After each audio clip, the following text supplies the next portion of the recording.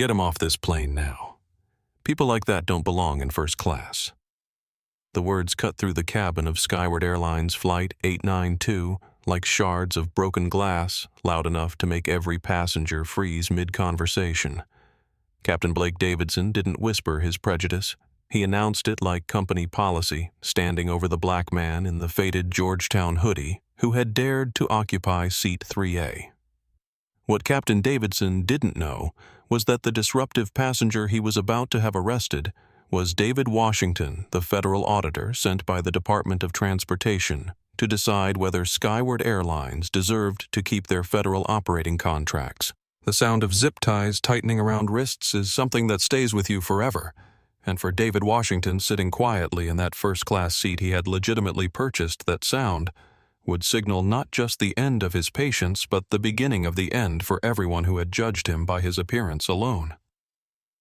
The alarm in room 412 of the Phoenix airport. Marriott chirped softly at 4:47 a.m. Though David Washington had been awake for the past 20 minutes, staring at the textured ceiling and running through the day's mission one final time. At 45, David had learned that sleep became elusive before the big cases, the ones that could reshape entire industries or destroy careers with a single phone call. He sat up slowly, his body protesting the cheap hotel mattress, and reached for the thick manila folder on the nightstand. 3 months of investigation, hundreds of documented incidents, and dozens of undercover flights had led to this moment. The folder contained evidence that would either vindicate Skyward Airlines or trigger the largest civil rights investigation in aviation history, and everything depended on how the next 8 hours unfolded. David padded to the bathroom in bare feet, avoiding his reflection in the mirror as he splashed cold water on his face. He had perfected the art of making himself invisible over the past 2 decades of federal service, understanding that his most effective work happened when people underestimated him, dismissed him, or forgot he was even in the room. Today, that invisibility would be his greatest weapon. The clothes he had chosen the night before lay draped over the desk chair, each piece deliberately selected to trigger every unconscious bias he had spent his career documenting. Faded blue jeans with a small hole near the left knee, purchased from a thrift store in Southeast D.C. A Georgetown University hoodie that had seen better days, the logo cracked and peeling from too many wash cycles. Canvas messenger bag that looked like something a graduate student might carry, worn at the corners and stained with coffee rings. To any observer, David Washington would appear to be exactly nobody special, just another budget traveler trying to catch an early flight home. They wouldn't see the federal badge hidden in his wallet, wouldn't know about the Justice Department credit card tucked behind his driver's license, and certainly wouldn't suspect that the unremarkable black man in economy clothes was carrying documentation that could ground their entire fleet. His phone buzzed with a text from his wife Angela, back in their Bethesda home where their 15-year-old daughter Maya was probably just waking up for school. "Safe flight home, baby. Maya's birthday dinner is at 7. Don't miss it this time." David smiled despite the knot of tension in his stomach, typing back quickly. Wouldn't miss it for the world. Tell her daddy's bringing justice home with him. The irony wasn't lost on him that his daughter's generation might grow up in a world where their father's work had made air travel genuinely equal, where a black teenager wouldn't have to armor herself against other people's assumptions just to board an airplane. That possibility made the sleepless nights and hostile encounters worth enduring, made the weight of constantly proving his humanity feel like a burden he could carry just a little longer. David opened the manila folder one final time, reviewing the statistical patterns that told a story uglier than most people wanted to believe. Minority passengers flagged for irregular bookings at rates that defied mathematical probability. Premium cabin access questioned based on appearance rather than documentation. Disruptive behavior citations that correlated perfectly with skin color rather than actual conduct. The data was damning comprehensive and about to be tested in real time. He closed the folder and slipped it into his messenger bag next to his laptop, a digital recorder, and a backup battery pack that would ensure he could document every interaction, every microaggression, every moment when bias revealed itself. Today, David Washington wasn't just flying home to his daughter's birthday. He was walking into a trap he had set for an entire industry, using himself as bait. The morning light filtering through the hotel room curtains carried a weight of anticipation that felt almost physical.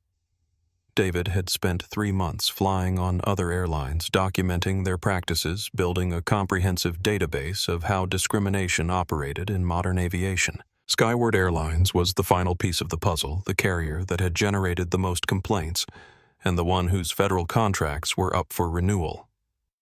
If Skyward's staff treated him fairly, documented the interactions professionally, and followed their own stated policies without regard to his appearance, he would recommend contract renewal and commend them for progress in civil rights compliance.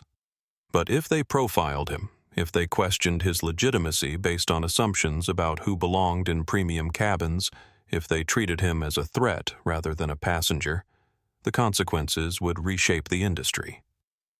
David shouldered his bag and headed for the door, carrying with him not just the hopes of every traveler who had ever been made to feel like they didn't belong, but the power to ensure that feeling became a relic of the past. The Invisible Man was about to become the most dangerous passenger in American aviation, and nobody would see him coming until it was far too late. Terminal 4 at Phoenix Sky Harbor buzzed with the familiar chaos of early morning departures, a symphony of rolling luggage gate announcements, and the determined footsteps of travelers racing against time and connecting flights. The air carried that distinctive airport smell of industrial carpet cleaner, mixed with coffee and the faint anxiety of people whose plans depended on machines staying on schedule. David moved through the concourse with practiced efficiency, observing the unconscious hierarchies that governed air travel like an anthropologist studying tribal behavior. Business travelers in expensive suits commanded more space at charging stations, their laptops and phones spread out in territorial displays of importance. Families clustered around gate areas with the resigned patience of people who had already accepted that travel with children meant accepting chaos. Solo travelers buried themselves in books, podcasts, or the blue glow of smartphone screens, creating portable bubbles of privacy in the shared public space. What most passengers didn't notice, what David's trained eye cataloged automatically, were the subtle ways that race and class shaped every interaction. The TSA agent who asked for additional identification from the Latino businessman while waving through the white woman behind him. The gate agent who spoke in clipped professional tones to the black family with budget airline tickets but offered warm smiles and chit-chat to the elderly white couple heading to first class. David passed through security without incident, though he noted the agent's slight hesitation before closing his laptop bag, the way her eyes lingered on his face just a moment longer than necessary before nodding him through. These microaggressions had become the background radiation of his existence, so constant that their absence would have felt strange rather than their presence feeling offensive. The departure board showed Flight 892 to Washington Dulles departing from Gate B12 at 8:15 a.m., currently listed as on time with a bright green status indicator. David had deliberately chosen this flight not just for its timing, but for its route.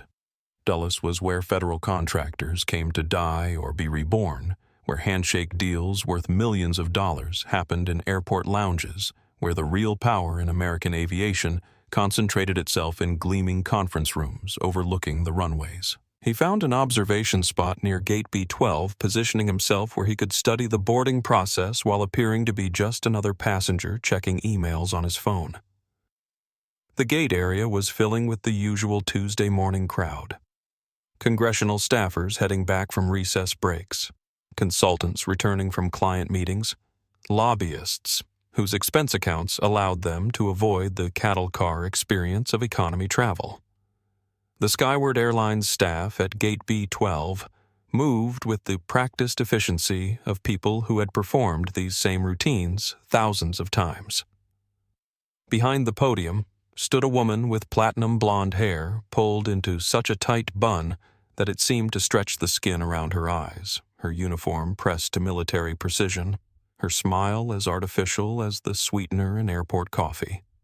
Her name tag read Brittany Hayes, and David filed that name away in his mental documentation, knowing it would likely appear in his final report. Brittany's interactions with passengers revealed the subtle biases David had come to recognize like a familiar language. Her voice warmed noticeably when helping an older white gentleman with his seat assignment, complete with personal anecdotes about her own father's difficulty with airline technology. When a young black mother approached with questions about traveling with infant formula, Brittany's tone shifted to bureaucratic efficiency, offering policy citations instead of solutions, creating barriers instead of removing them. David watched a Latino businessman in an expensive suit approach the priority boarding line, his ticket clearly displaying first-class seating. Brittany's eyes narrowed slightly, her hand hesitating over the scanner as she studied his face, then his ticket, then his face again, as if cross-referencing his appearance against some internal database of who belonged where. The hesitation lasted only seconds, but it was enough to communicate volumes about assumptions and expectations. The departure board flickered, updating Flight 892's status to now boarding, and David felt the familiar tightening in his chest that accompanied these moments of truth. He had engineered this encounter, deliberately choosing the most visible seat in first class, timing his approach to maximize the opportunity for bias to reveal itself. But knowing the trap was set didn't make walking into it any less personally painful. He pulled out his phone and opened the boarding pass app, the QR code and seat assignment clearly visible against the white screen background. Seat 3. A window first class purchased with his Justice Department corporate credit card 3 weeks in advance. Every piece of documentation was legitimate. Every procedure had been followed, every requirement met. The only variable was whether Skyward Airlines would treat him like the paying customer he was, or the threat they might assume him to be. David joined the priority boarding line behind 2 other passengers, a middle-aged white woman in a designer blazer, and the Latino businessman whose legitimacy Brittany had already questioned. The line moved forward with the mechanical precision of modern air travel phones, extended QR codes, scanned brief interactions that should have been identical but never quite were. As David approached the podium, Brittany looked up from her computer screen, and her professional smile flickered for just a moment, her eyes taking in his hoodie, his messenger bag, his deliberately unremarkable appearance.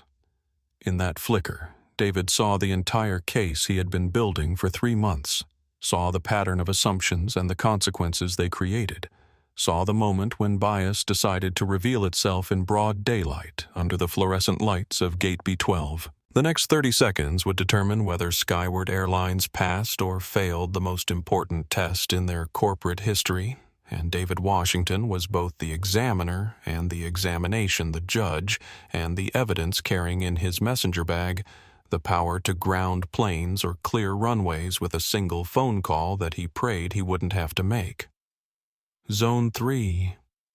Boarding, Sir Brittany Hayes said without looking at David's phone, her voice carrying the kind of automatic dismissal that suggested she'd made this judgment call many times before. Zone 1 is for first class and premium status only. General boarding begins in about 15 minutes. Her tone wasn't just clipped, it was the practiced dismissal of someone who had decided within 3 seconds of visual contact that the black man in the faded hoodie couldn't possibly belong in the priority boarding line. She hadn't glanced at his boarding pass, hadn't bothered to verify the seat assignment clearly displayed on his phone screen, had simply seen his appearance and made an assumption that felt like gospel truth in her mind. David felt the familiar heat rise in his chest, the same sensation he'd experienced countless times over the past 2 decades when people looked at his skin color and made calculations about his worth, his legitimacy, his right to occupy spaces he had earned. But this heat was different now, tempered by professional purpose and the knowledge that Brittany's bias was about to create exactly the documentation he needed for his federal report. "Ma'am," David said softly, extending his phone with the QR code clearly visible, his voice carrying the measured patience of a man who had learned to navigate these encounters without escalating them unnecessarily. "I am Zone 1. Seat 3. A first class." Brittany finally looked down at the phone, her eyes taking in the boarding pass information with visible reluctance, as if the data on the screen might be some elaborate forgery designed to trick her into allowing an undeserving passenger into premium seating. She didn't reach for the scanner immediately, instead letting out a short, sharp sigh that sounded like a parent dealing with a particularly creative child's attempt to avoid bedtime. "Sir," she said, her voice rising just enough for the business travelers behind David to hear clearly, "I need you to step aside and stop holding up the line with screenshots or system glitches. If you're trying to use some kind of upgrade trick or a buddy pass that hasn't properly cleared, you need to visit the customer service counter over there." The man behind David, a guy in an expensive charcoal suit checking his Rolex with theatrical impatience, groaned audibly and shifted his weight in a way that communicated his annoyance at being delayed by what he clearly assumed was some sort of scam or mistake. "Come on, buddy," he muttered under his breath, but loud enough to be heard. "Some of us have legitimate tickets and actual flights to catch." David felt every eye in the boarding area turn toward him, felt the weight of assumptions and judgments settling on his shoulders like a lead blanket. This was the moment when most people would back down, would accept the humiliation and take their place in the general boarding line, rather than fight a battle that felt unwinnable against an opponent with institutional authority. But David Washington wasn't most people, and he had spent 3 months preparing for exactly this kind of encounter. He turned slightly toward the businessman behind him, meeting his eyes directly with a gaze that was calm, steady, and completely unintimidated. "I understand your frustration with the delay," David said, his voice carrying a subtle authority that made the man blink and step back slightly. "But I'm not moving until my legitimate boarding pass is properly scanned." He turned back to Brittany, whose face had flushed slightly at being challenged in front of the line of passengers. "It's not a screenshot, Brittany," David said, reading her name tag deliberately, "and it's not a buddy pass or an upgrade trick. It's a first-class ticket purchased 3 weeks ago with a corporate credit card. Please scan the code." Brittany bristled at the use of her first name, at the quiet confidence in David's voice that suggested he wasn't going anywhere until she did her job properly. She reached for the scanner gun with an aggressive flourish, clearly expecting the angry beep of rejection that would vindicate her assumption and prove that her instincts about who belonged where were as reliable as she believed them to be. The scanner beeped once, and a green light flashed on her computer screen. Washington/D-3A-first class-corporate. Account-no restrictions. The machine accepted David's boarding pass without question, without hesitation, without any of the irregularities or problems that Brittany had been so certain she would find. But instead of the professional courtesy that should have followed, instead of the welcome aboard, and the apologetic smile that other passengers received after their boarding passes were scanned, Brittany stared at her computer screen with visible disappointment, as if the technology had somehow betrayed her by contradicting her assumptions. There was no apology for the public questioning of his legitimacy, no acknowledgement that she had profiled a paying customer based purely on his appearance, no recognition that her professional instincts had been nothing more than bias dressed up in a uniform.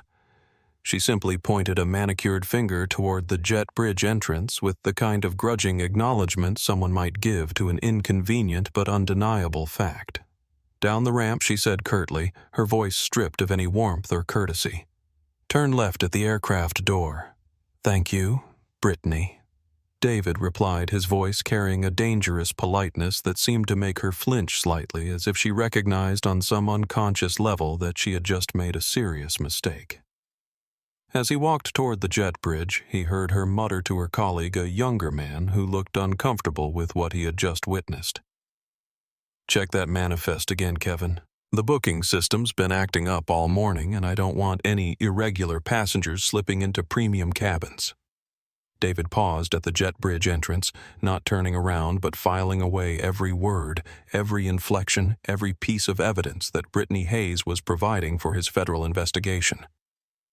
"I don't want any irregular passengers slipping into premium cabins." The casual cruelty of it, the assumption that his presence in first class could only be the result of system error or deception, was exactly the kind of institutional bias that his report would expose, and that federal regulations would soon prohibit. He walked down the jet bridge with measured steps, each footfall echoing against the metal walls like a countdown timer marking the remaining moments of normalcy before everything changed forever. Behind him, Brittany continued processing passengers with the same discriminatory instincts that had just sealed her fate, while ahead of him lay an aircraft full of witnesses who were about to see exactly what happened when bias met federal authority in the confined space of an airplane cabin. The gray walls of the jet bridge seemed to close in around David as he approached the aircraft door, carrying with him not just a boarding pass and a messenger bag, but the accumulated weight of every black traveler who had ever been made to prove their right to occupy the seats they had purchased, the dignity they had earned, and the respect they deserved simply by virtue of their humanity. The Boeing 737's first-class cabin smelled like leather cleaner and recycled air with undertones of industrial carpet sanitizer that couldn't quite mask the accumulated anxiety of thousands of previous passengers who had occupied these seats. 16 first-class seats arranged in a 2x2 configuration, each one representing not just premium comfort, but a small fortress of assumed privilege that David was about to breach simply by claiming what he had legitimately purchased. Standing at the aircraft door like a sentinel guarding exclusive territory was Madison Cole, the lead flight attendant whose platinum blonde hair was pulled back in a bun so severe it seemed to lift the corners of her eyes, giving her an expression of permanent skepticism. At 42, Madison had spent nearly 2 decades perfecting the art of passenger management, which in her mind meant maintaining the natural order of things by ensuring that everyone stayed in their proper place. Her smile was all teeth and no warmth, the kind of expression that could shift from welcoming to hostile in the span of a heartbeat, depending on her assessment of whether you belonged in her cabin or were some kind of threat to the social hierarchy she had spent her career protecting. Madison's dark eyes swept over David's appearance with the clinical efficiency of a security scanner taking in his hoodie, his messenger bag, his deliberately unremarkable clothes, and reaching conclusions that had been predetermined by 20 years of unconscious bias masquerading as professional instinct. Boarding pass. Madison demanded, holding out her hand without looking directly at David, her voice carrying the kind of authority that suggested compliance wasn't optional. There was no welcome aboard or good morning, just the flat bureaucratic tone of someone who had already decided that his presence required additional verification rather than simple courtesy. David extended his phone with the boarding pass clearly displayed, watching Madison's face as she studied the screen with unnecessary intensity, her eyes moving from the QR code to the seat assignment to his photo ID, and back again, as if she were solving a particularly complex puzzle rather than performing the routine task of confirming that a passenger belonged in the seat they had been assigned. "You're in 3A, Madison said, and somehow she managed to make it sound like an accusation rather than a statement of fact. "Yes, ma'am," David replied, his voice carrying the same measured politeness he had used with Brittany at the gate. The tone of a man who understood that every word he spoke was being evaluated not just for its content, but for evidence of the attitude problems that people seemed to find whenever black passengers insisted on being treated fairly. Madison tilted her head slightly, effectively blocking the narrow aisle that led into the first-class cabin, her body language sending a clear message that his journey to seat 3A wasn't going to be as simple as walking 15 feet and sitting down. "I need to see your identification," she announced, crossing her arms in a way that suggested this was non-negotiable despite being completely irregular. The request hung in the air like a challenge, and David became acutely aware that the passengers behind him had stopped moving, that the quiet conversations in the cabin had died down, that every person within earshot was now watching this interaction with the kind of fascinated attention usually reserved for car accidents or public arguments. He was no longer just a passenger boarding a flight. He had become a spectacle, a test case, a moment when assumptions would either be confirmed or challenged. "Excuse me," David asked, his voice carrying just enough confusion to highlight the absurdity of the request without sounding confrontational. "I need to match the name on your boarding pass to a photo identification." Madison said, her voice rising slightly, as if volume could somehow make the irregular request sound more legitimate. "We've been having issues with unauthorized seat swapping on this route, and I need to verify that you're the person who actually purchased this ticket." David looked around the cabin, noting that the elderly white woman who had boarded just before him was already settled in seat 1A, her boarding pass and ID having apparently required no verification whatsoever. Behind him in line, he could see a middle-aged white businessman in an expensive suit who was clearly growing impatient with the delay, but whose legitimacy Madison seemed to take as a given rather than something that required documentary proof. "Did you check the identification of the passenger before me?" David asked, his voice dropping to what his colleagues at the Justice Department called his courtroom bass, the tone that made opposing lawyers suddenly remember they had forgotten to file important motions. Madison's plastic smile flickered like a faulty fluorescent bulb. "Sir, if you're going to be combative about following basic security procedures, I can have you removed from this aircraft before we even push back from the gate. Now show me your identification or find another flight." The threat was delivered with the confidence of someone who had used it successfully before someone who understood that most passengers would comply rather than risk missing their flight, losing their money, or creating a scene that might follow them on social media for years. Madison had weaponized the fear of being perceived as difficult, as disruptive as the kind of passenger who made air travel unpleasant for everyone else. But David Washington wasn't most passengers, and he had spent his entire career preparing for moments exactly like this one. He reached into his wallet and extracted his driver's license, holding it out with the same measured calm he had maintained since approaching Brittany's podium 20 minutes earlier. "Here's my identification," he said quietly. "I trust this will resolve any concerns you might have about my legitimacy." Madison took the ID with the grudging expression of someone who had hoped to find evidence of fraud and was disappointed to be presented with a perfectly valid District of Columbia driver's license that matched the name on the boarding pass exactly. She studied the document for what felt like an eternity, but was probably only 10 seconds turning it over in her hands as if looking for signs of forgery or alteration that simply weren't there. "Keep your bag under the seat in front of you," Madison said as she handed back his license, her voice carrying a new edge of frustration. "Overhead bins are for premium passengers only." David looked up at the overhead bins above row 3, which were completely empty, gaping open like hungry mouths waiting to be fed with the carry-on luggage that was the basic right of every passenger who had paid for the privilege of boarding early and storing their belongings conveniently. The bins weren't full. They weren't even partially occupied, but Madison was creating an arbitrary restriction based on her assessment that he didn't deserve the same courtesies extended to other first-class passengers. Without a word, David reached up and placed his messenger bag in the overhead bin directly above seat 3. Maintaining eye contact with Madison the entire time in a silent communication that he would not be accepting different treatment based on her personal comfort level with his presence in the premium cabin. The bag fit easily in the spacious compartment, and David closed the bin with a soft click that seemed to echo in the suddenly quiet cabin.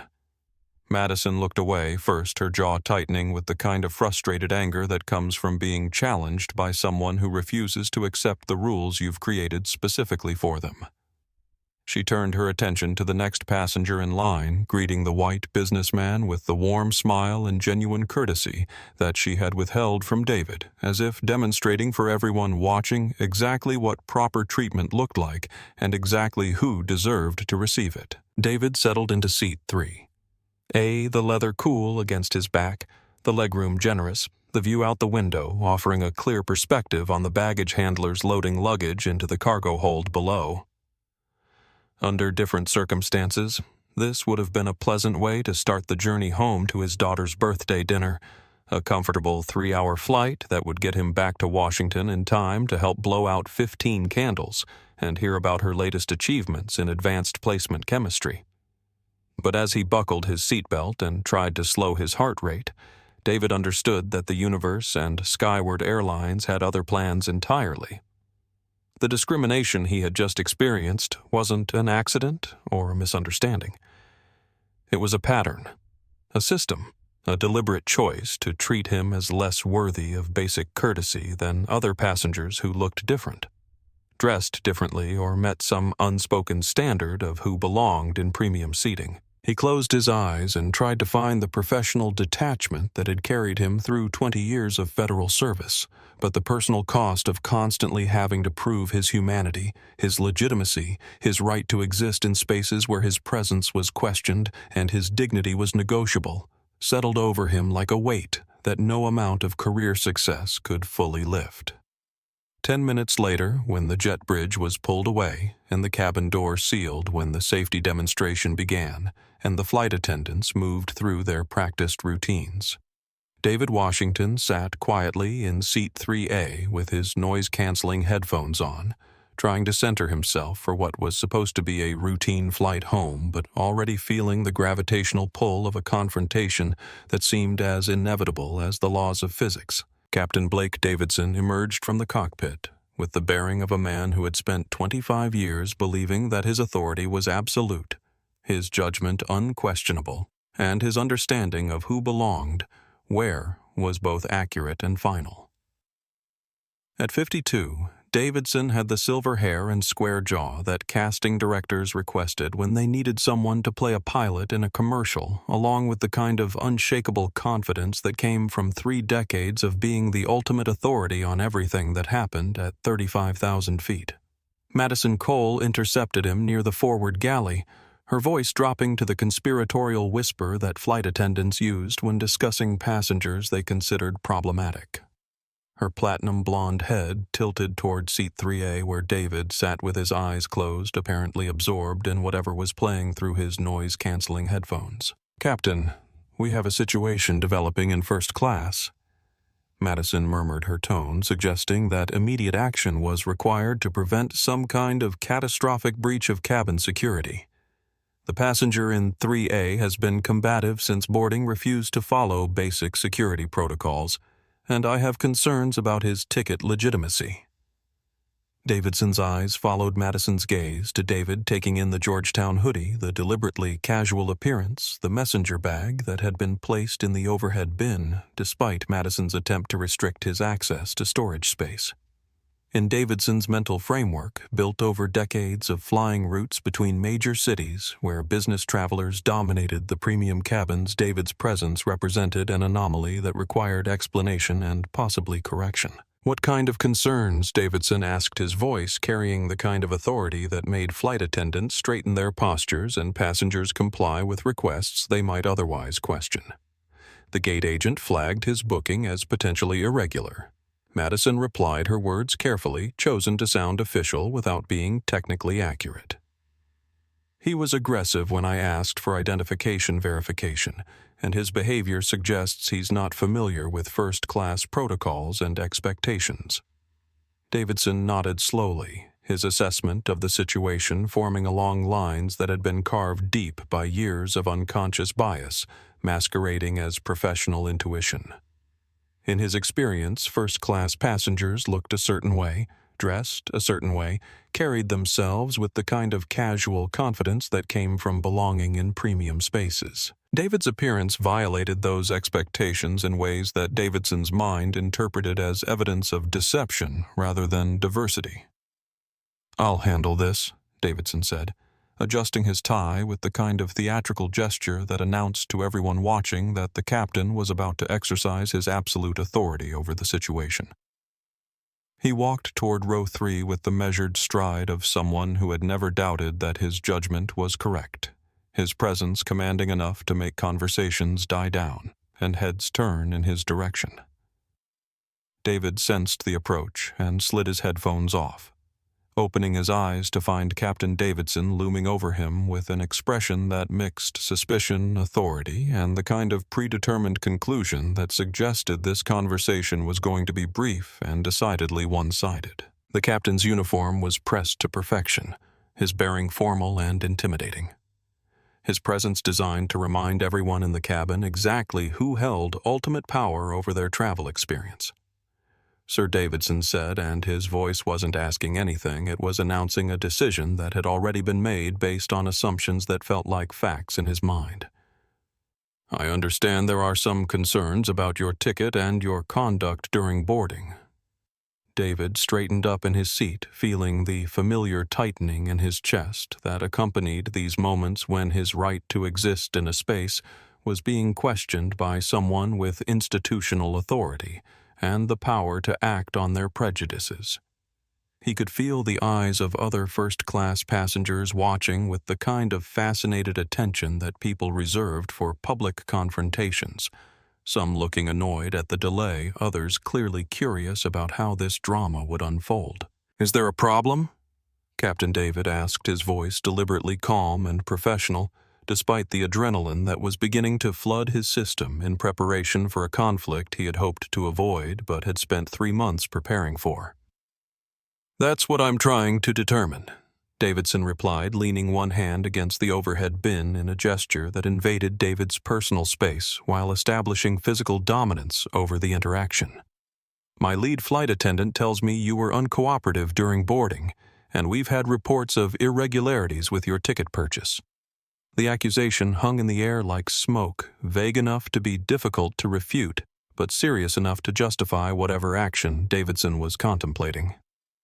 David felt the weight of every microaggression he had endured over the past 2 decades, every time his legitimacy had been questioned, every moment when he had been forced to prove his worth to people who took their own belonging for granted. "Captain Davidson," David said, reading the name tag on the uniform while maintaining eye contact that was steady, unflinching, and completely unintimidated.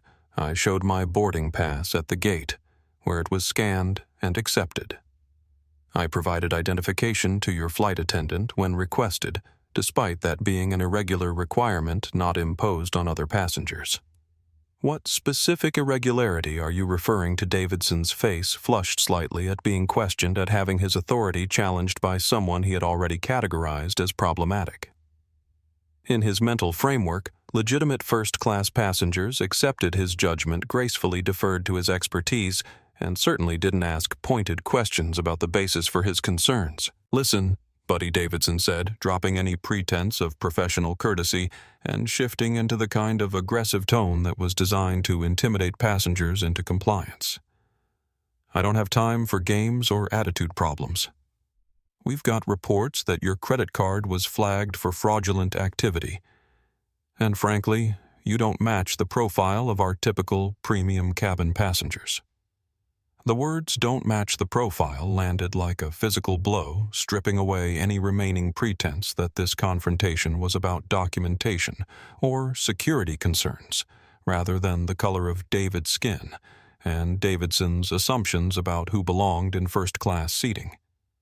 The phrase hung in the suddenly quiet cabin, like an admission of guilt, a moment when bias revealed itself so clearly that even the passengers pretending not to listen couldn't ignore what they were hearing. David felt something shift inside his chest. Not anger. Anger would be counterproductive and would give Davidson the justification he was looking for to escalate the situation, but something colder, more clinical. The transformation that happened when a federal investigator stopped being a passenger and started being a prosecutor, gathering evidence for a case that was building itself in real time. Captain David said, his voice dropping to the measured tone that had served him well in federal courtrooms and congressional hearing rooms. "The credit card used to purchase this ticket is a corporate account issued by the United States Department of Justice. If it had been flagged for fraudulent activity, federal agents would be standing here, not a flight attendant with concerns about passenger profiles." The mention of the Department of Justice made several passengers in nearby rows lean forward slightly, suddenly more interested in a conversation they had been trying to ignore. Ted Morrison, the businessman in seat 1. B raised his eyebrows and set down the Wall Street Journal he had been pretending to read while the elderly woman in 1A turned in her seat to watch the confrontation with undisguised curiosity. But Captain Davidson wasn't interested in explanations or documentation that might contradict the conclusions he had already reached. He was in protection mode, defending what he saw as the integrity of his cabin against someone he had categorized as a threat, based purely on appearance and assumption. "I don't care about your stories or your excuses," Davidson said, his voice rising enough to be heard throughout the first-class cabin and probably into the economy section as well. "I have a responsibility to ensure the safety and comfort of all my passengers, and right now you're creating a disturbance that's affecting everyone's travel experience." David looked around the cabin, noting that the only disturbance was the one Davidson was creating with his aggressive interrogation of a passenger who had been sitting quietly with headphones on, bothering no one and following every instruction he had been given.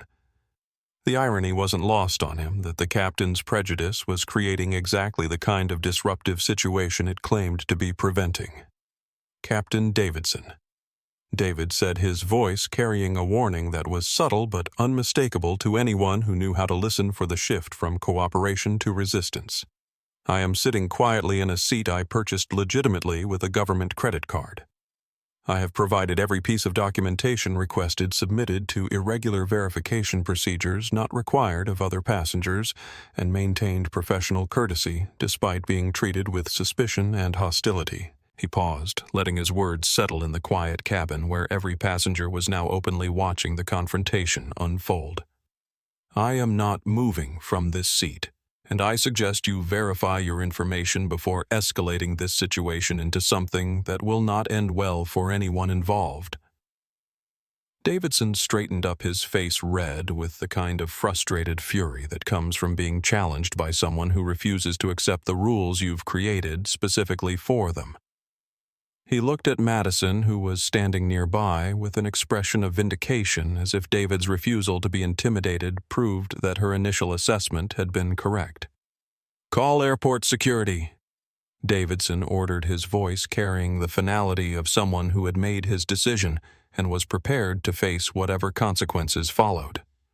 "I want this passenger removed from my aircraft immediately for disruptive behavior and ticket fraud." The words fell into the cabin like stones into still water, creating ripples of shock and discomfort that spread through the premium seating area as passengers realized they were about to witness something that would either be completely justified or utterly catastrophic, depending on whose version of events turned out to be accurate. David closed his eyes briefly, feeling the weight of inevitability settling over him like a shroud. He had given Davidson every opportunity to check the manifest, to verify his credentials, to make a different choice that would have allowed everyone to maintain their dignity and continue with their lives unchanged. But Captain Blake Davidson had chosen bias over investigation, assumption over evidence, and prejudice over professionalism. And that choice was about to trigger consequences that would reshape not just his career, but the entire industry. He thought he understood. The heavy thud of boots against the jet bridge echoed through the aircraft cabin like a countdown timer marking the final moments before everything changed forever. Airport security had arrived with the efficiency that suggested they dealt with disruptive passengers on a regular basis, their presence filling the narrow aisle with the kind of authority that left no room for negotiation or explanation. Officer James Torres entered first, his bulk filling the aircraft doorway, a man in his 40s whose shaved head and military bearing suggested he had spent years learning to make quick assessments and act decisively based on limited information. Behind him came Officer Sarah Kim Younger, and clearly less experienced, her eyes darting between the passengers and the captain, as if trying to understand exactly what situation they had been called to handle. Torres walked directly toward row 3 without asking questions, without requesting an explanation of the circumstances, without any apparent interest in hearing multiple sides of a story he had already decided based on the most basic visual evidence available to him. He saw a black man in casual clothes sitting in first class, and he saw a captain in uniform pointing an accusing finger. And that was apparently all the information required to reach a conclusion about who was right and who was wrong. "Let's go, sir," Torres grunted, reaching immediately for David's arm with the casual brutality of someone who had decided that compliance was optional and force was preferred. "You need to come with us." "Do not touch me," David said, his voice carrying the kind of authority that made Torres hesitate for just a moment, his hand freezing inches from David's shoulder. "I will comply with your lawful order to detain, but if you put your hands on me without justification, I will consider it assault under federal statute." The words were spoken quietly, calmly, but they carried enough legal precision to make both officers pause and reassess the situation they thought they understood. David raised his hands with palms open in a gesture of compliance that also served to demonstrate that he posed no physical threat and that any use of force would be clearly excessive and likely illegal. "Get up," Torres barked, but there was slightly less confidence in his voice now, a recognition that the passenger he had expected to intimidate was speaking with the kind of legal knowledge that suggested complications neither officer was prepared to handle. David stood slowly, maintaining his composure despite the humiliation of being treated like a criminal in front of a cabin full of witnesses, despite the knowledge that his encounter with bias and institutional prejudice was about to become a public spectacle that would follow him long after this flight was either completed or canceled. As he stepped into the aisle, his phone, which had been resting on his lap, clattered to the floor and skidded toward the galley area. "My phone," David said, starting to bend down to retrieve the device that contained not just his personal information, but documentation related to his federal investigation. Torres kicked the phone further down the aisle with deliberate cruelty, the kind of petty abuse of power that police officers sometimes inflicted on people they assumed couldn't fight back or demand accountability. "You can get it later," Torres snarled. "Keep moving."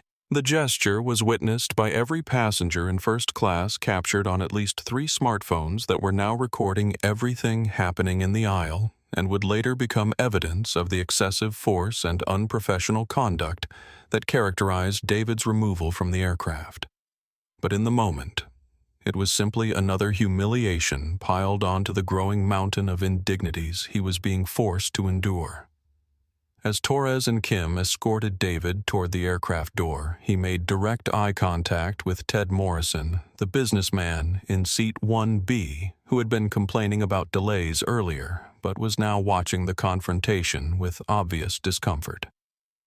Morrison looked deeply ashamed of what he was witnessing, but when David's eyes met his, Morrison looked away rather than speak up, rather than question what was happening, rather than use whatever privilege his appearance and position afforded him to challenge an obvious injustice. The moment of eye contact lasted only seconds, but it communicated volumes about complicity, about the choice to remain silent when witnessing wrong, about the way that decent people could become accessories to discrimination, simply by deciding that it wasn't their problem to solve or their place to interfere with authority figures who were clearly overstepping their bounds.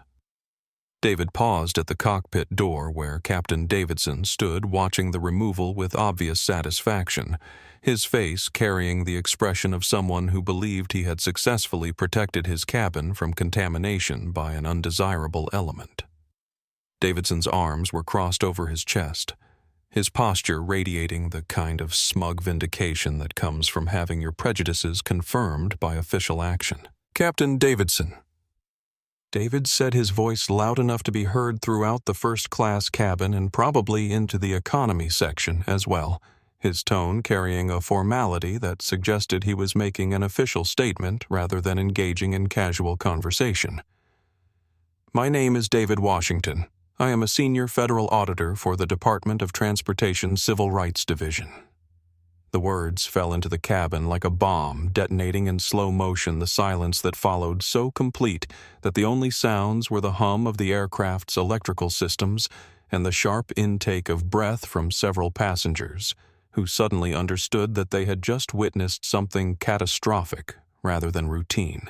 Davidson's face went from flushed satisfaction to pale shock in the span of 3 seconds, his expression shifting through confusion, recognition, and dawning horror as the implications of what David had just revealed settled into his consciousness, like poison spreading through his bloodstream. "I was flying to Washington today to meet with Transportation Secretary Rodriguez regarding the renewal of your airline's federal operating contracts." David continued, his voice carrying the kind of clinical precision that federal prosecutors used when presenting evidence that would destroy careers and reshape industries. "But don't worry, Captain. I'll be meeting with her much sooner than originally planned."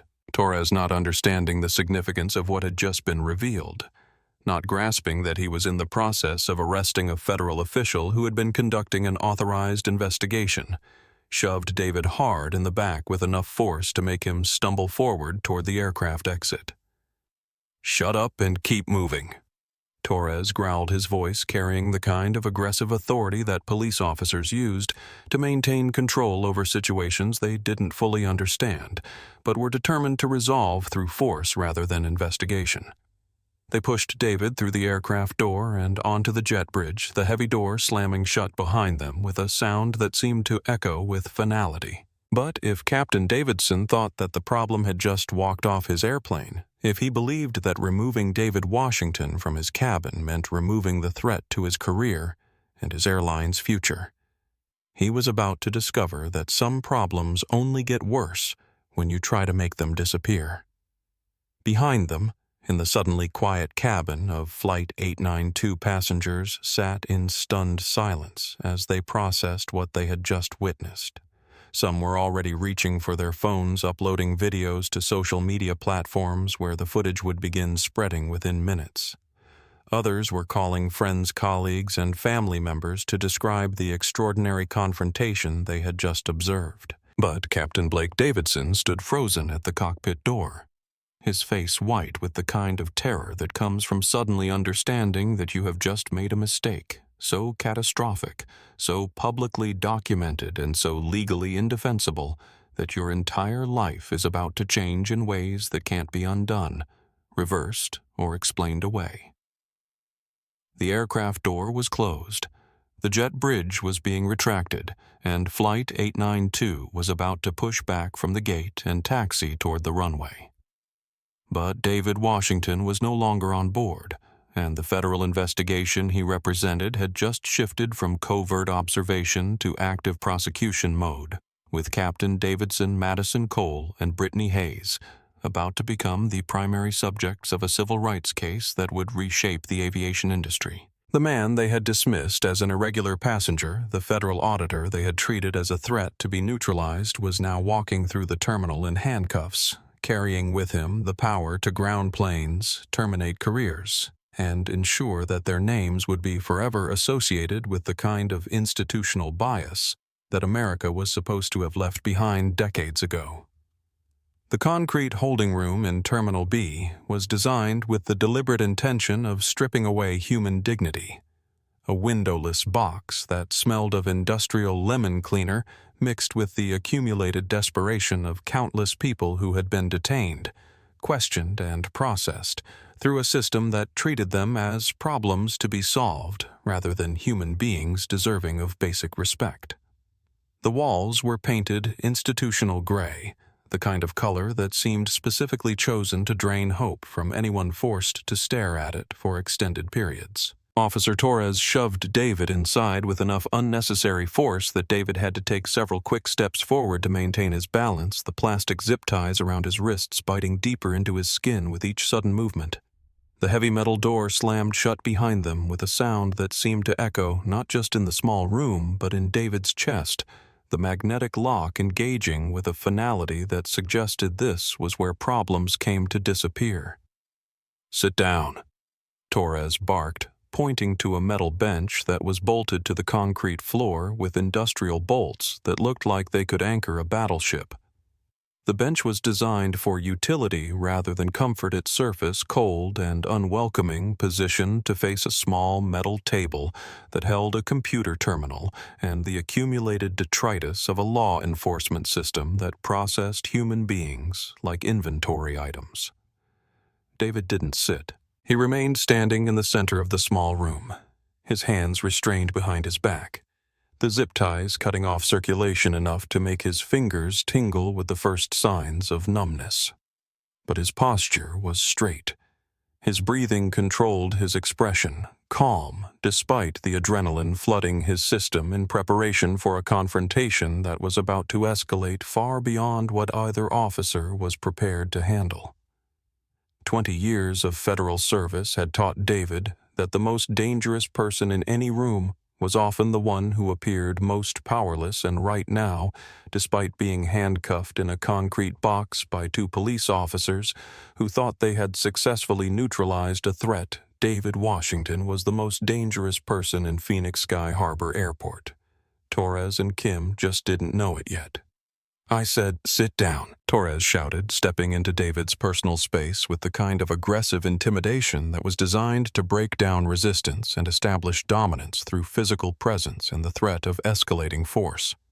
His chest was heaving with adrenaline, his face flushed with the excitement that some police officers felt when they believed they had successfully taken down someone who had challenged their authority. Officer Torres David said, his voice carrying a level of control that was almost supernatural given the circumstances, each word precisely enunciated with the kind of clinical detachment that federal prosecutors used when presenting evidence that would destroy careers. "You have detained me without reading me my Miranda rights. You have used excessive force on a compliant subject, and you are currently refusing to verify my identity despite my repeated offers to provide federal credentials." David paused, letting those words settle in the stale air of the holding room, while Torres processed information that clearly contradicted his assumptions about who he had arrested and what kind of situation he was now managing. "Every second that passes while you refuse to follow proper procedure is adding another zero to the settlement check. The city of Phoenix is going to be writing to me personally." Torres let out a bark of incredulous laughter that echoed off the concrete walls, the kind of dismissive sound that people make when they encounter something that challenges their fundamental understanding of how the world works. He turned to Officer Kim, who was standing by the door looking increasingly uncomfortable with the direction this encounter was taking. "You hear this guy, Sarah? He thinks he's some kind of federal agent or something. Probably watched too many episodes of Law and Order and figured he could talk his way out of a fraud charge with some fancy legal language." But Kim wasn't laughing. She was shifting her weight from foot to foot, her eyes moving between David's calm, controlled demeanor and Torres's increasingly aggressive behavior, clearly recognizing that something about this situation wasn't matching the routine passenger removal they had been called to handle. "James," she said quietly, her voice carrying a note of caution that Torres seemed determined to ignore, "maybe we should check his wallet like he's been asking." Torres sneered, his expression mixing contempt with the kind of stubborn pride that prevented certain people from ever admitting they might be wrong about anything, no matter how much evidence contradicted their initial assumptions. "He's a scammer, Sarah. I know the type. They put on expensive clothes, buy fake tickets with stolen credit cards, and try to sneak into first class to drink the free champagne and take selfies for their social media accounts." He walked over to the small metal table where they had dumped the contents of David's pockets during the pat-down, a collection of items that told a story neither officer had bothered to read. A sleek black leather wallet, a set of keys that included what looked like a government-issued security fob, and the iPhone that had been kicked across the airplane floor during his arrest. Torres picked up the wallet with the confidence of someone who expected to find exactly what he was looking for. Maybe a fake identification card, some maxed-out credit cards, evidence of the petty fraud he was certain he had just busted. Instead, his thumb brushed against something heavy and metallic that was embedded in the leather, something that caught the harsh fluorescent light of the holding room and reflected it back with the unmistakable gleam of official authority. It wasn't a police shield or a state-issued badge. or anything that Torres would have recognized from his training. It was gold with an eagle crest and blue enamel, detailing that spoke of federal authority, of the kind of power that operated at levels far above local law enforcement of the system that could make or break careers with a single phone call to the right person in Washington. United States Department of Transportation Office of the Inspector General. Senior Auditor Torres read aloud, his voice losing its earlier bravado, as he stared at the badge that was clearly real, clearly official, and clearly indicating that he had just arrested someone whose authority to investigate and prosecute exceeded his own by several orders of magnitude. The silence in the holding room stretched thin and brittle, like ice beginning to crack under pressure that it was never designed to bear. Kim stepped closer, peering at the badge in Torres's hands, her eyes widening as she processed the implications of what they were looking at. "Oh God, James," she whispered, her voice barely audible but carrying the weight of someone who had just realized that their career was about to end in spectacular fashion. "That's real. That's a federal badge." Torres's face flushed red, but instead of acknowledging what he had just discovered, instead of recognizing that his assumptions had been catastrophically wrong, he slammed the wallet shut and set it back on the table with the kind of aggressive denial that people exhibit when reality contradicts their worldview too dramatically to be accepted. "Anyone can buy a badge online," he insisted, his voice rising with defensive anger. "It doesn't prove anything. He was disrupting a federal aircraft, creating problems for legitimate passengers, and the captain gave us direct orders to remove him for the safety and comfort of everyone on board." David watched this exchange with the kind of professional interest that federal investigators brought to observing criminal behavior in real time, noting the way that Torres doubled down on his mistakes rather than acknowledging them, the way he created increasingly elaborate justifications for actions that had been wrong from the beginning, the way he seemed incapable of processing information that contradicted his initial judgment. Officer Torres David said, his voice carrying a warning that was subtle but unmistakable. "The body camera footage that you are both currently recording will clearly show that I was not disruptive, that I was compliant with all lawful orders, and that I have been requesting verification of my federal credentials since the moment you placed me in custody." He turned his attention to Kim, recognizing in her uncomfortable body language and growing anxiety the kind of moral flexibility that might allow for a different outcome if approached correctly. "Officer Kim, you look like someone who understands that career decisions made in the next few minutes are going to determine whether you're working as a police officer next week or looking for employment in a completely different field." Kim looked at Torres, then back at David, then at the badge lying on the table, like evidence in a case that was being built against them in real time. "James, we need to cut him loose. If he's really Department of Transportation, if he's really a federal auditor, then holding him like this becomes a federal jurisdiction issue that neither of us is qualified to handle." Torres's stubborn pride was warring with his growing recognition that the situation was spiraling beyond his control, that the routine passenger removal he had expected to complete in 15 minutes had become something that might require explanations to supervisors who would want to know why he had arrested a federal official who was conducting an authorized investigation. "He's not going anywhere until I finish processing him," Torres declared, sitting down heavily at the computer terminal in the corner of the room and beginning to type with the kind of aggressive hunt and peck technique that suggested he was more comfortable with physical confrontation than paperwork. He threatened the flight crew, disrupted federal aircraft operations, and engaged in behavior that endangered passenger safety. "That's a federal felony, and I'm booking him on those charges." But David Washington had stopped being a passive victim the moment Torres refused to verify his credentials, and the transformation from detained passenger to federal prosecutor gathering evidence was now complete. He closed his eyes briefly, calculating the timeline in his head, considering the cascade of consequences that was about to be triggered by a single phone call that would reshape not just his own situation, but the careers and futures of everyone who had underestimated him. "I am invoking my right to a phone call," David stated clearly. his voice carrying the kind of authority that suggested this wasn't a request, but a demand backed by federal law and constitutional protections that even local police officers were required to respect. Torres looked up from his typing, his face flushed with the kind of frustrated anger that comes from being challenged by someone you're trying to control. "You'll get your phone call when you get to county jail, pal.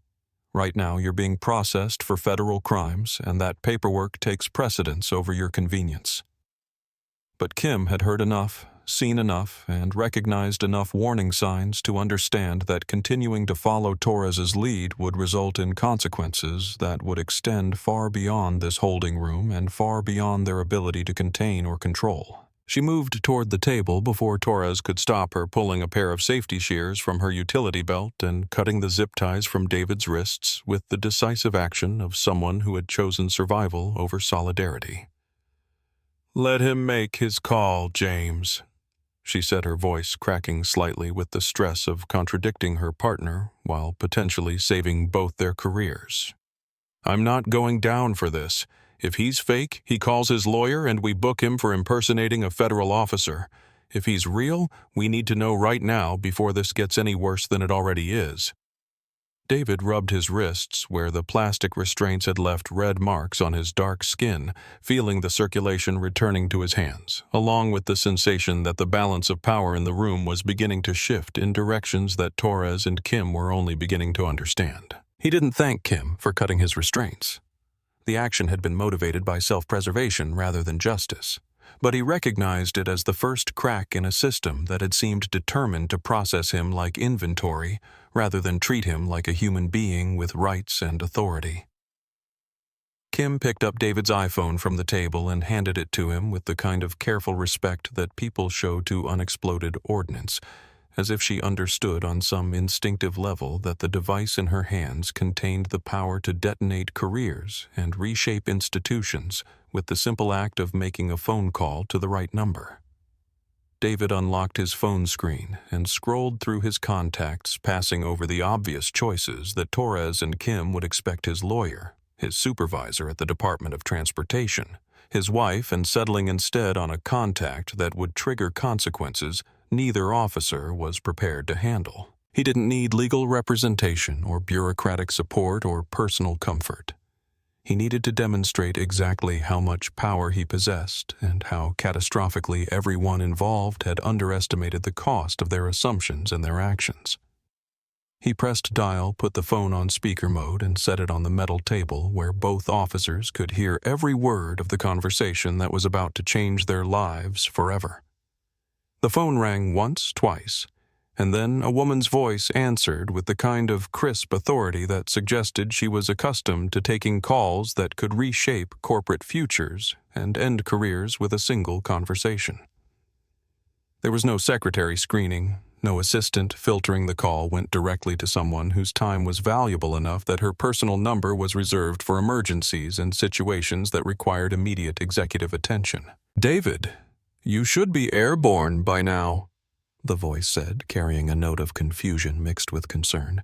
"Why am I seeing your number on my personal line when you're supposed to be on Flight 892 conducting the final phase of the Skyward Compliance Assessment?" Torres stopped typing his hunt and peck keyboard work, freezing as he processed the implications of what he was hearing.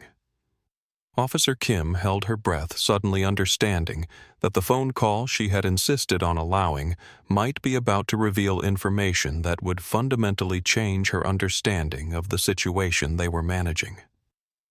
Ms. Rodriguez-David said, his voice carrying the kind of professional formality that suggested he was speaking to someone whose authority exceeded his own, someone whose decisions could affect not just individual careers, but entire industries. "We have a situation that requires your immediate attention." The name Rodriguez hung in the stale air of the holding room like a revelation that recontextualized everything that had happened over the past hour. Officer Torres's eyes bulged as he mouthed the name silently, his face going pale as he began to understand that the passenger he had arrested might have direct access to people whose power operated at levels far beyond anything local law enforcement was equipped to handle.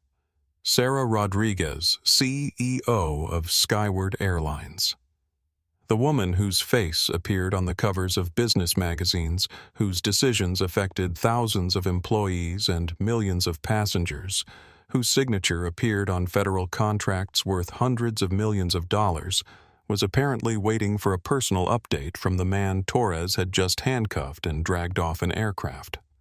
A situation Rodriguez asked, and her voice carried the kind of sharp attention that executives reserved for problems that threatened to become crises. David, I'm in the middle of our quarterly board meeting with major investors. You were supposed to be invisible during this assessment flight. What happened?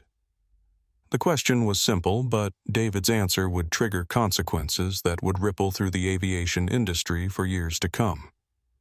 He looked directly at Torres, whose face was now the color of old milk, as the magnitude of his mistake began to settle into his consciousness like a slow-acting poison.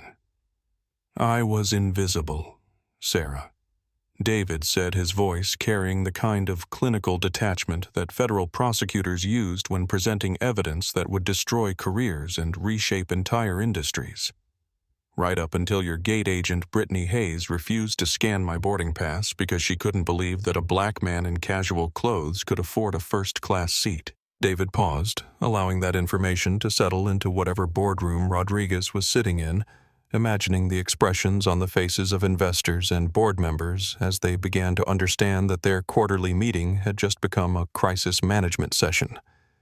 Then, your lead flight attendant, Madison Cole, demanded to see my identification at the aircraft door while allowing every other first-class passenger to board without question, and finally, your captain, Blake Davidson, decided that my presence in his premium cabin made him uncomfortable enough to have me forcibly removed by airport police.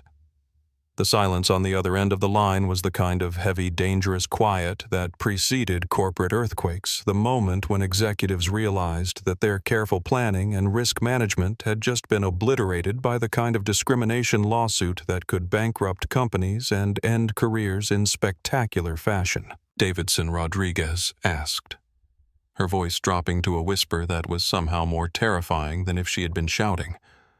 Blake Davidson had you arrested. He's one of our most senior captains, 25 years of service. Are you telling me that Blake Davidson ordered the arrest of a federal auditor who was conducting an authorized civil rights investigation? Torres was now visibly sweating despite the air conditioning in the holding room.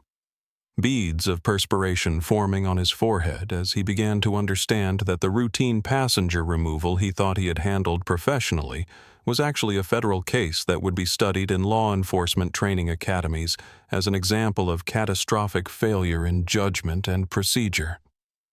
That is exactly what I'm telling you, Sarah.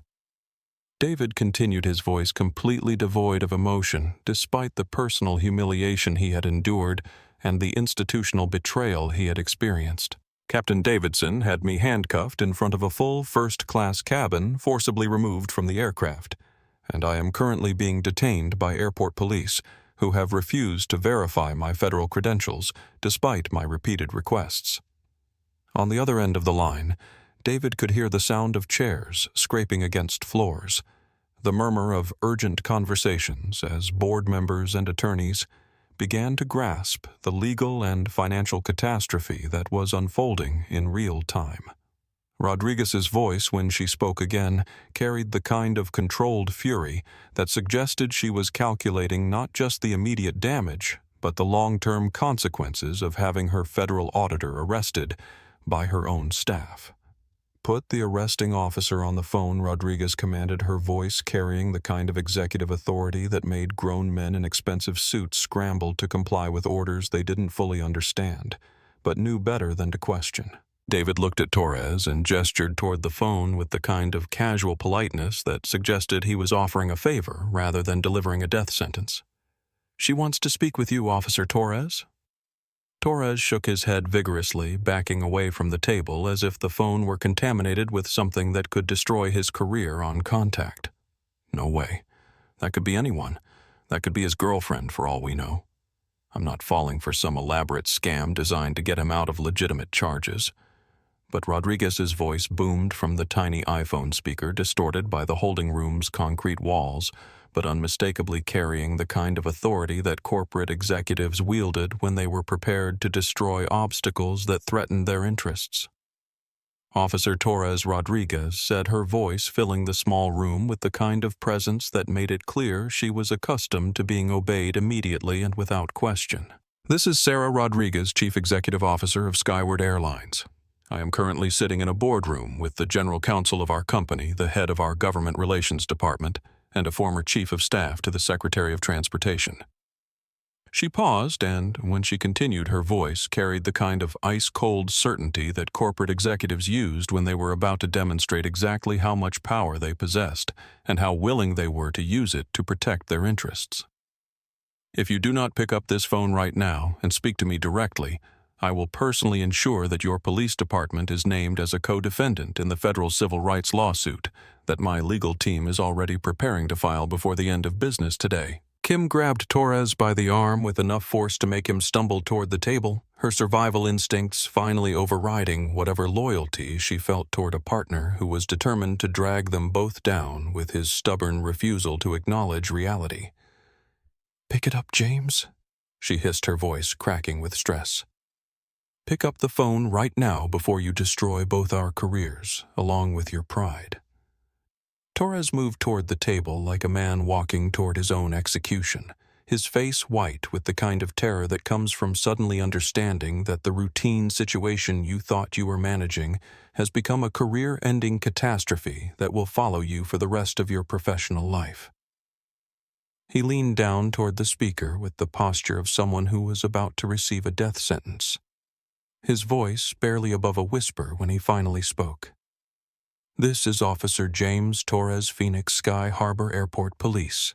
Officer Torres Rodriguez said, her voice now carrying the kind of terrifyingly calm control that suggested she was about to demonstrate exactly what happened when local law enforcement made the mistake of interfering with federal investigations and corporate interests that operated at levels far above their pay grade. "You have made a decision today that will be studied in law enforcement training programs as a catastrophic failure of judgment procedure and basic human decency. You are currently holding a senior federal auditor who was conducting an official investigation into my company's compliance with civil rights regulations." Rodriguez paused, letting that information sink into Torres's consciousness, like acid eating through metal, before delivering the question that would determine whether his career ended immediately or merely suffered irreparable damage. "I need you to listen to me very carefully, Officer Torres. Is Mr. Washington free to leave that room right now?" Torres stammered into the phone speaker, his voice cracking under the weight of executive authority that was being directed at him from a boardroom hundreds of miles away, where people whose power exceeded his comprehension were calculating the cost of his mistakes in real time. I was processing him for disorderly conduct and possible ticket fraud, ma'am. The captain said he was disruptive and... Is he free to go?" Rodriguez's voice cut through Torres's explanation like a blade through paper, her tone carrying the kind of impatience that corporate executives reserved for subordinates who were wasting their time with excuses when direct answers were required. "Yes or no, Officer Torres?" Torres looked at David, then at Kim, then back at the phone as if it contained some kind of escape hatch that might allow him to avoid the consequences of the past hour's decisions. His face was flushed with perspiration and the dawning understanding that his career in law enforcement was probably over, that he would spend the rest of his professional life explaining why he had arrested a federal auditor who was conducting an authorized investigation. "Yes, ma'am." Torres squeaked, his voice barely recognizable as belonging to the same man who had been barking orders and making threats just minutes earlier. "He's free to go." "Excellent," Rodriguez said, her voice carrying a note of satisfaction that suggested the first phase of damage control was now complete. "Now I need you to personally escort Mr. Washington to the VIP lounge in Terminal B. You will not touch him again unless he specifically requests assistance. You will not speak to him unless he speaks to you first. And while you're doing that, I want you to contact air traffic control and tell me the current status of Flight 892. Torres moved to his computer terminal with the mechanical obedience of someone who had stopped making independent decisions and was now simply following orders that came from authority levels he couldn't challenge or question.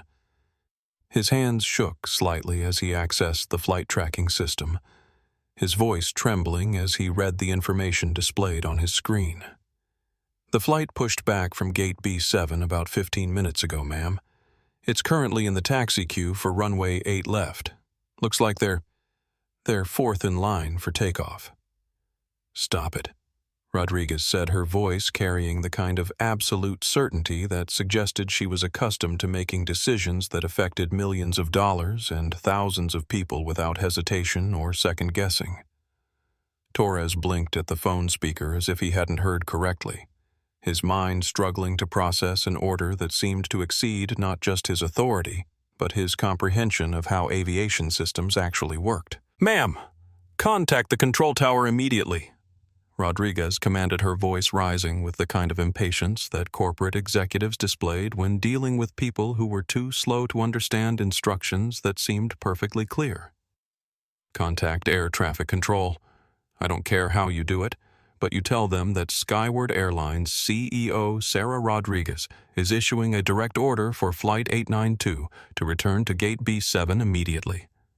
Rodriguez paused, and when she continued, her voice carried the kind of absolute authority that suggested she was prepared to use every tool at her disposal to achieve the outcome she required. "That aircraft does not leave the ground until I say it can. Do you understand me, Officer Torres?" Torres stared at the phone as if it had just asked him to perform miracles that exceeded the basic laws of physics, his face expressing the kind of confusion that comes from being asked to exercise authority. You don't possess over systems you don't understand. "Ma'am, I can't ground an aircraft," he said, his voice carrying a note of desperation that suggested he was beginning to understand that his problems were getting worse rather than better despite his compliance with Rodriguez's instructions. "I'm just airport police. I don't have authority over air traffic control or flight operations." "Then hand the phone back to Mr. Washington immediately."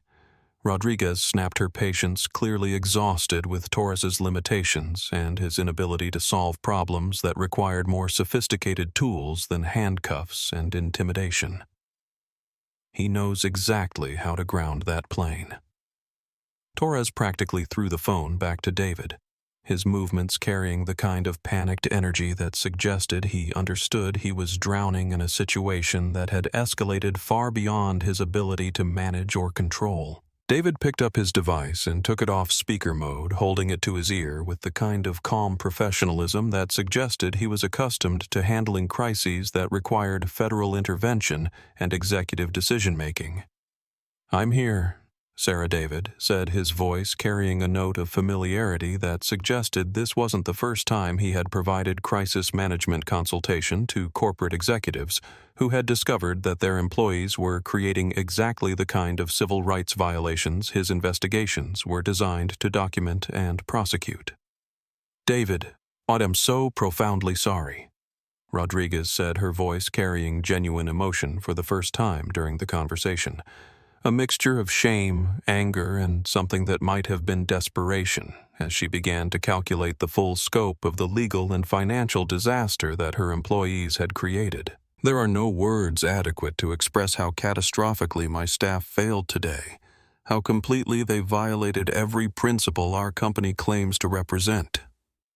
Rodriguez paused, and David could hear the sound of rapid conversation in the background voices that suggested lawyers and executives were already mobilizing to contain damage that might prove impossible to manage through conventional crisis management techniques.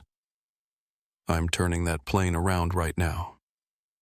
Rodriguez continued, her voice carrying the kind of decisive authority that suggested she was prepared to use every tool at her disposal to demonstrate that Skyward Airlines took civil rights violations seriously and would spare no expense to make the situation right.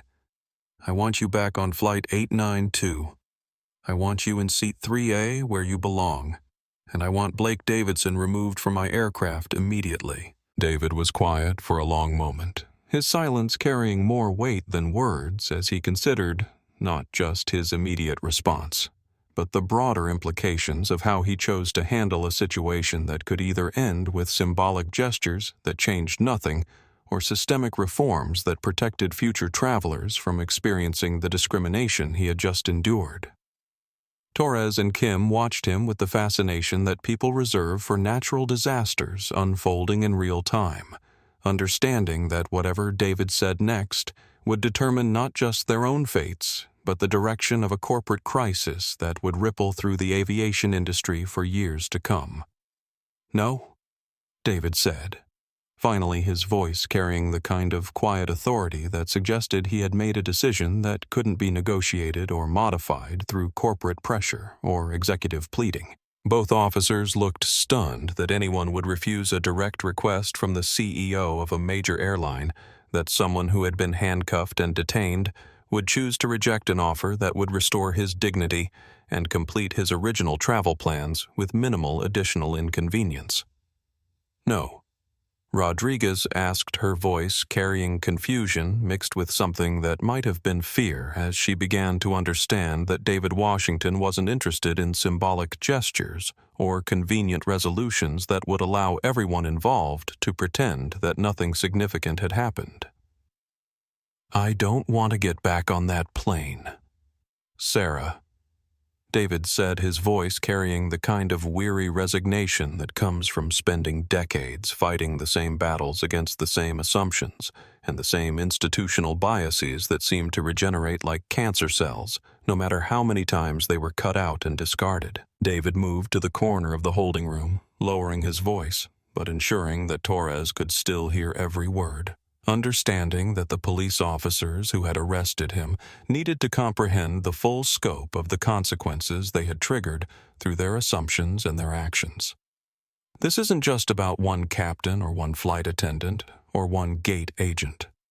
Sarah, David said, his voice carrying the kind of clinical analysis that federal investigators used when presenting evidence that would reshape entire industries.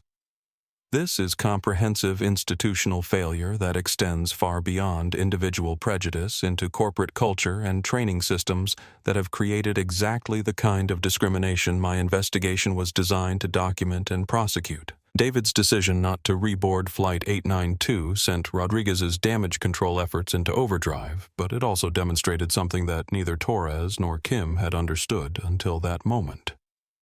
The man they had arrested possessed not just federal authority, but the kind of personal integrity that couldn't be bought off with symbolic gestures or convenient apologies that cost nothing and changed nothing. "What do you want?" David Rodriguez asked, her voice carrying the desperation that corporate executives felt when their usual tools of negotiation and compromise proved inadequate to solve problems that required genuine transformation rather than public relations management. "Name anything, whatever it takes to make this right." David looked directly at Torres, whose face had gone from pale to gray as he began to understand that refusing to verify federal credentials wasn't just a procedural error, but a career-ending mistake that would follow him for the rest of his professional life. The power dynamics in the holding room had shifted completely, with David now controlling not just the conversation but the consequences that would flow from it. "I want that plane turned around," David said, his voice carrying the kind of measured authority that suggested he had moved beyond anger into the realm of strategic thinking, beyond personal grievance into systematic reform. "But I'm not getting on it. I want you to order Captain Davidson to return to the gate, and I want to be standing there when he walks off that jet bridge." Rodriguez's relief was audible through the phone speaker. The sound of someone who had been offered a path through a crisis that seemed manageable compared to the alternatives of federal investigation and civil rights lawsuits that could destroy her company's reputation and federal contracts. "Done," Rodriguez said immediately, her voice carrying the kind of executive decisiveness that suggested she was already mentally mobilizing the resources required to implement David's request. "I'm calling air traffic control right now. The plane is coming back to the gate." But David wasn't finished outlining the terms of accountability that would begin to address not just his individual treatment, but the systematic problems that had created the conditions for his arrest and humiliation. "And, Sarah," I want Captain Davidson, Madison Cole, and Brittany Hayes suspended immediately pending a full investigation into their conduct and their compliance with federal anti-discrimination regulations.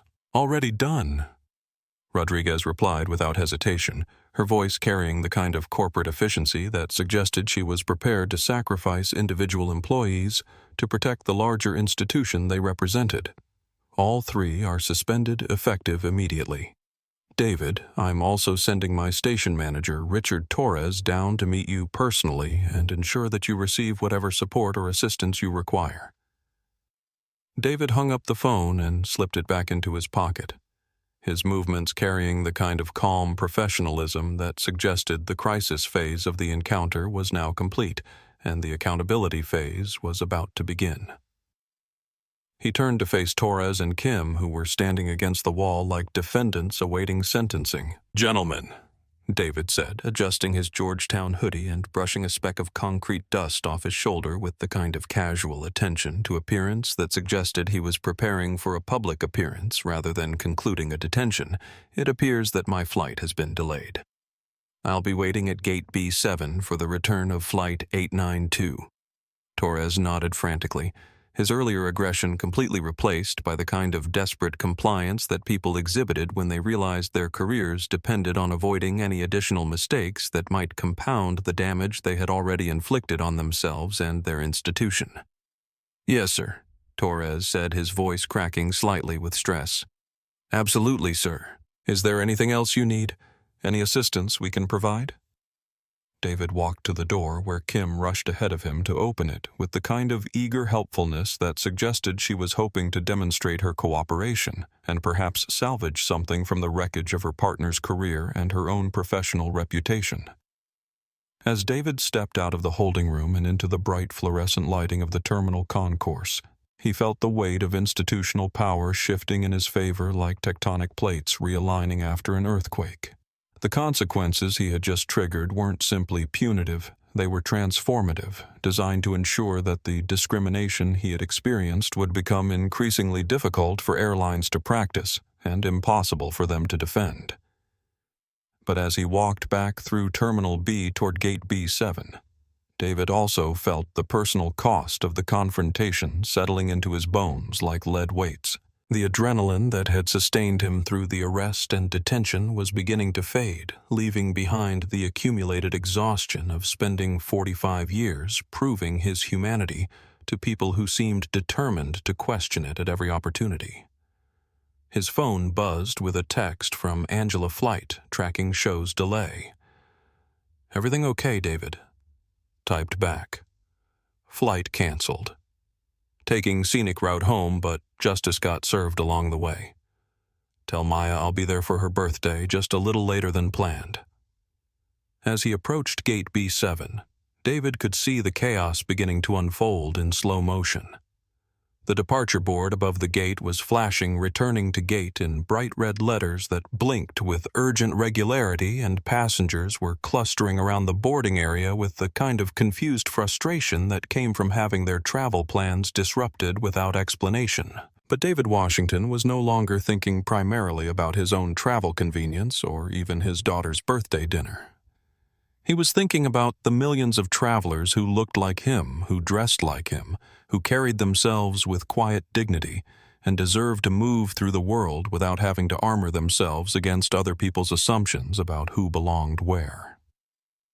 The man they had dismissed as an irregular passenger was about to demonstrate exactly what happened when institutional bias encountered federal authority, and the lesson would be taught not in a classroom or a courtroom, but on the concourse of a major airport where thousands of witnesses would see that justice was possible, accountability was real, and change could happen when people with power chose to use it responsibly. The ripple effects of David Washington's arrest began spreading through the aviation industry before Flight 892 had even returned to Gate B7, starting with emergency meetings in corporate boardrooms and extending eventually to congressional hearing rooms, where the fundamental assumptions about passenger treatment and civil rights enforcement would be examined and reformed. Rodriguez's immediate response went far beyond the suspension of 3 employees who had violated company policy and federal regulations. Within 72 hours of David's arrest, Skyward Airlines had implemented what became known as the Washington Protocol, a comprehensive set of procedures that required documented justification for any passenger removal, mandatory body camera footage for all security interactions, and automatic federal review of any incident involving potential discrimination. But the changes extended far beyond Skyward's corporate policies. David's comprehensive report, submitted to the Department of Transportation 48 hours after his detention, contained 3 months of documented evidence showing that the discrimination he had experienced wasn't an isolated incident, but part of a pattern that extended throughout the aviation industry. The report detailed hundreds of incidents where minority passengers had been subjected to additional verification, questioned about ticket legitimacy, or removed from aircraft based on assumptions about who belonged in premium seating or who posed potential security threats. The statistical analysis was damning, showing correlation between passenger demographics and treatment that couldn't be explained by any factor other than racial bias. Within 6 months, the Federal Aviation Administration had mandated that all commercial airlines adopt similar passenger protection protocols, establishing clear documentation requirements for removals, and creating federal oversight mechanisms that could detect discriminatory patterns before they became entrenched institutional practices. The training programs that emerged from David's investigation became standard throughout the industry, teaching gate agents, flight attendants, and pilots to recognize and interrupt their own unconscious biases before they translated into discriminatory actions. Airlines discovered that treating all passengers with equal dignity wasn't just legally required but operationally more efficient than maintaining systems that relied on subjective judgments about who deserved courtesy and who required additional scrutiny. Officer Torres faced immediate suspension and eventual termination from Phoenix Sky Harbor Airport Police, his body camera footage becoming required viewing in law enforcement training programs across the country, as an example of how unconscious bias could lead to catastrophic violations of federal law and civil rights. His career in law enforcement was effectively over a consequence that followed naturally from his refusal to verify federal credentials and his use of excessive force on a compliant subject. Officer Kim's cooperation during the final phases of David's detention saved her career, but not her reputation. She was transferred to a different division, required to complete extensive retraining in federal law and civil rights procedures, and carried with her the permanent reminder that moral courage required acting on principle rather than simply following orders when those orders violated constitutional protections and professional ethics. The broader institutional changes extended beyond individual accountability to systematic reform of how airlines approached passenger relations security screening and conflict resolution. Companies discovered that creating genuine cultures of inclusion and respect wasn't just the right thing to do morally, it was more profitable than maintaining systems that generated lawsuits, federal investigations, and public relations disasters. David's case became the foundation for what would eventually become known as the Passenger Dignity Act, federal legislation that established clear procedures for airline staff interactions with passengers, created legal protections against discriminatory enforcement of policies, and provided federal oversight of airline compliance with civil rights regulations. The law's implementation resulted in measurable improvements in passenger satisfaction across all demographic groups, as airlines learned that treating everyone with dignity and respect created better travel experiences for all passengers, rather than just protecting the rights of those who had historically been subject to discrimination. But perhaps the most significant change was cultural rather than legal. The viral videos of David's arrest and the subsequent revelations about systematic discrimination had created a national conversation about unconscious bias, institutional racism, and the ways that everyday assumptions about who belonged where could create profound injustices when backed by official authority. Airport police departments across the country began requiring new recruits to study the Phoenix incident as part of their basic training, learning to distinguish between actual security threats and unconscious bias, masquerading as professional instinct. The curriculum emphasized de-escalation techniques, federal law compliance, and the constitutional limitations on their authority when dealing with passengers who might not fit conventional profiles but possessed legitimate rights and documentation. Flight training programs added mandatory coursework on civil rights law and passenger interaction protocols, teaching new pilots that their authority over aircraft operations didn't extend to making subjective judgments about who deserved courtesy based on appearance, dress, or assumptions about social class. The training emphasized that professional aviation required treating all passengers as individuals deserving of respect, rather than categories requiring different levels of scrutiny. The language of aviation began to change as well, with airlines eliminating euphemisms like passenger of concern or irregular traveler, when what they really meant was someone who didn't conform to their expectations about who belonged in premium seating. The coded terminology that had allowed discrimination to hide behind professional language was exposed and replaced with clear, objective criteria that could be applied consistently regardless of passenger demographics. David continued his work with the Department of Transportation, but his role evolved from investigating problems to designing solutions that could prevent discrimination before it occurred, rather than simply documenting it after the fact. He helped develop bias interruption protocols that gave airline employees tools to recognize and correct their assumptions in real time, creating systems that protected both passengers and staff from the consequences of unconscious prejudice. The Flight Truth reporting platform launched 6 months after the Phoenix incident, providing passengers and employees with anonymous tools to document discriminatory treatment and creating data streams that allowed airlines to identify and address problematic patterns before they escalated to federal violations. The system was designed not primarily for punishment, but for prevention, helping companies understand where their policies were failing and how their training could be improved. Most importantly, David's experience had demonstrated that change was possible when people with power chose to use their authority responsibly, rather than simply protecting existing systems that benefited some while harming others. The transformation of aviation wasn't just about policy changes or legal requirements. It was about the recognition that treating all people with dignity was both morally necessary and practically beneficial for everyone involved in the system. 1 year after the Phoenix incident, David Washington walked through Chicago O'Hare Airport, carrying the same messenger bag, wearing clothes that were casual but professional, moving with the quiet confidence of someone who no longer had to armor himself against other people's assumptions about where he belonged or what he deserved. The terminal around him hummed with the familiar energy of air travel, but something fundamental had changed in the atmosphere. The tension that had once been constant and invisible was simply gone, replaced by interactions that were professional, courteous, and genuinely welcoming, regardless of passenger appearance or demographic characteristics. At Gate C-14, David watched a young black woman in jeans and a university sweatshirt approach the boarding counter with her phone extended, her boarding pass clearly displayed. The gate agent, an older white man with graying temples, looked up with a genuine smile that carried no undertone of suspicion or doubt. "Good afternoon, Ms. Johnson. Flying to Denver today."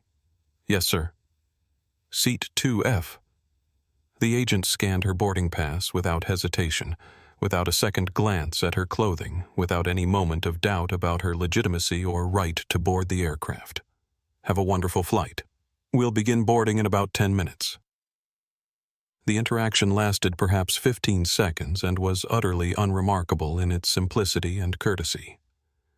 David smiled as he watched it unfold, remembering when such a straightforward exchange would have been impossible when that same young woman would have faced questions, skepticism, and demands for additional verification simply because her appearance didn't match someone's assumptions about who could afford premium seating. His phone buzzed with a text message from Sarah Rodriguez.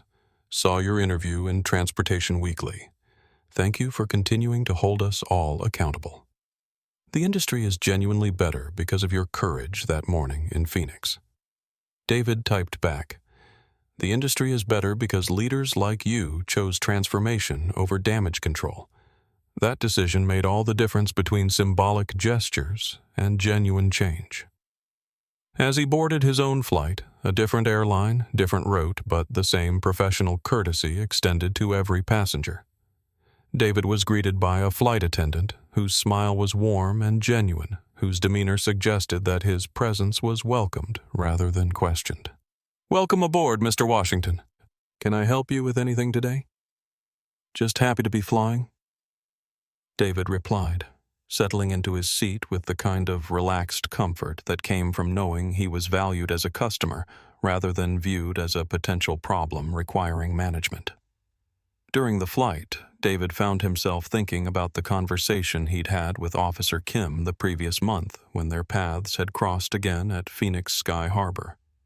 She had approached him hesitantly, still wearing her police uniform but carrying herself with the humility of someone who had learned hard lessons about the consequences of following orders that violated constitutional principles.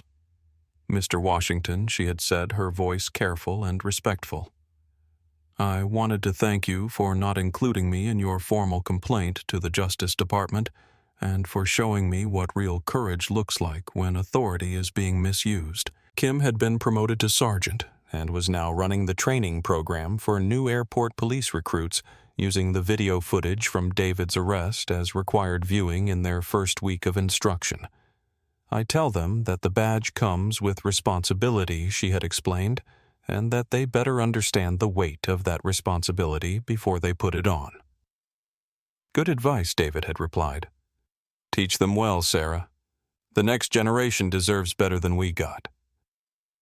As his current flight reached cruising altitude, David looked out the window at the landscape passing below, thinking about his daughter Maya, now 16, and preparing for college applications with the confidence of someone who was growing up in a world where her father's work had helped ensure that her dignity would be respected regardless of where she chose to travel or what she chose to wear. The personal cost of fighting institutional bias had been significant. The sleepless nights, the constant vigilance, the emotional exhaustion of having to prove his humanity repeatedly to people who should have recognized it automatically. But watching his daughter move through the world with confidence and watching other travelers receive the courtesy that should have always been their right made those costs feel worthwhile. 3 hours later, as David's flight descended into Washington Dulles, he reflected on the transformation that had begun with his arrest and had spread throughout an industry that now took passenger dignity seriously, rather than treating it as optional courtesy extended only to those who met certain unspoken criteria.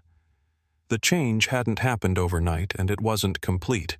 There would always be more work to do, more assumptions to challenge, more institutions to reform. But the fundamental shift from discrimination as acceptable practice to inclusion as operational requirement represented progress that would benefit millions of travelers for generations to come. As David walked through the terminal toward his car, he passed gates where diverse passengers were boarding flights with professional courtesy, where airline employees had been trained to recognize and interrupt their own biases, where the systematic discrimination he had documented was becoming increasingly rare and increasingly unacceptable. His phone rang with a call from Angela. "How was the conference?" "Honey, did you change the world again?"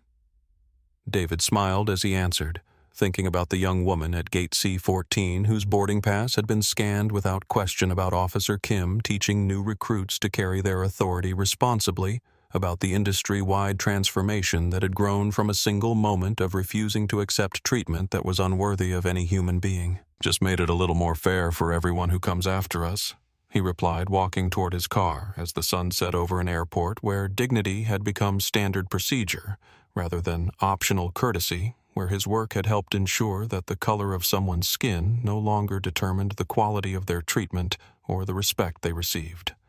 The man who had been told he didn't belong in first class had helped create a world where everyone belonged exactly where they had earned the right to be.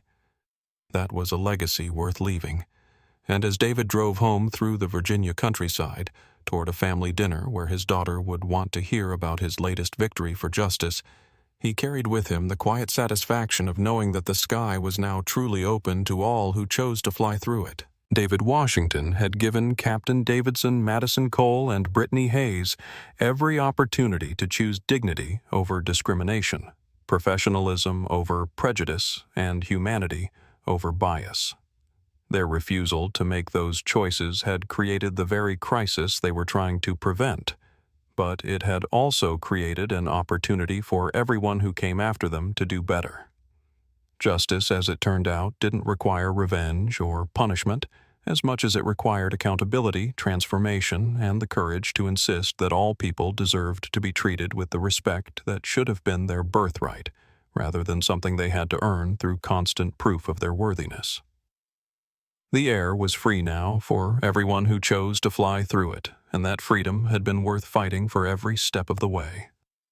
If this story of quiet dignity triumphing over institutional bias moved you, please hit that subscribe button and give this video a like. It really helps our channel grow and ensures more people see these important stories about justice, courage, and the power of standing up for what's right.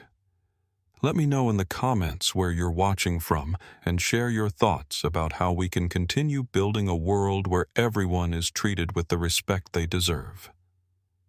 Thanks for watching. And remember, sometimes the most profound change comes from simply refusing to accept that you don't belong somewhere you've earned the right to be.